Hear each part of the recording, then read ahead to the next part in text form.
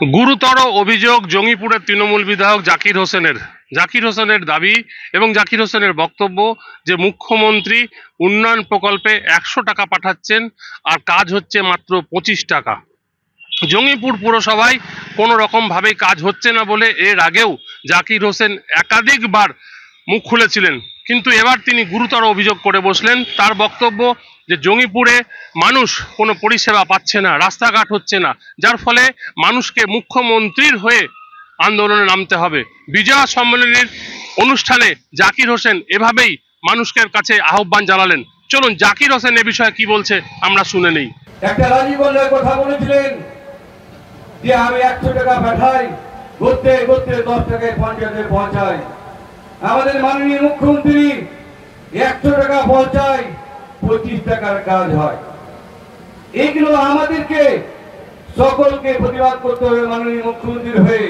মায়েরা বোনেরা সকলকে, যে আজকে বিজয় সম্মেলন আমাদের, আমরা সকল মানুষ আছি।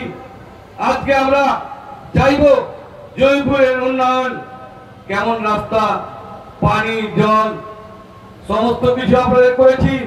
যেমন ফায়ার ব্রিগেড করেছি, আপনাদের করেছি রাস্তাঘাট, আপনাদের করেছি বাস স্ট্যান্ড, আপনাদের 4 লাইনও সাংশন হয়ে আছে, যে কোনো মুহূর্তে টেন্ডার হয়ে হতে পারে।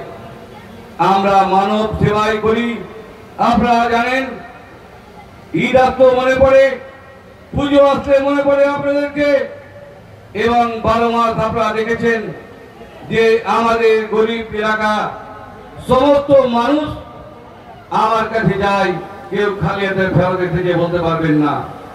আমার কাছে হিন্দু না মুসলমান, একটাই জাতি, মানব জাতির সেবা আমি করি। যতদিন বাঁচবো আপনাদের দোয়া থাকবে, আমি করব। আপনারা জানেন, আমি সমেত সাথে ইঞ্জুর হয়েছিলাম 21 সালের 17 ফেব্রুয়ারি। আমি কিন্তু বিচার পাইনি।